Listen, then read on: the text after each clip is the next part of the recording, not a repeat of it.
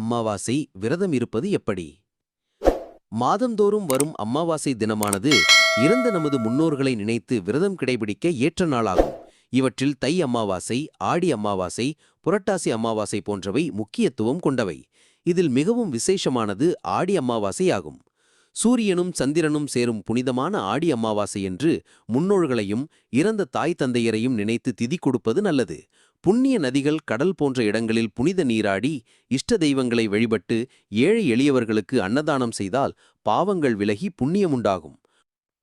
ஆடி அமாவாசை என்று கடல், ஆறு போன்ற நீர்நிலைகளில் நீராடினால் தீநினைகள் அகலும். அமாவாசையில் விரதமிருந்து எள்ளும் தண்ணீரும் இறைத்து பிண்டம் போடுதல் போன்றவற்றை செய்ய வேண்டும். தாய் தந்தை இறந்த தேதியை மறந்தவர்கள் ஆடி அமாவாசை என்று திதி கொடுக்கலாம். அமாவாசை நாளில் நாம் செய்யும் தர்ப்பணங்கள் நம் பித்ருக்களுக்கு அதிக மகிழ்ச்சியை தரும் என்பதற்காகவே அமாவாசை தினம் முன்னோர்களுக்கு தர்ப்பணம் செய்ய உரிய நாளாக கருதப்படுகிறது.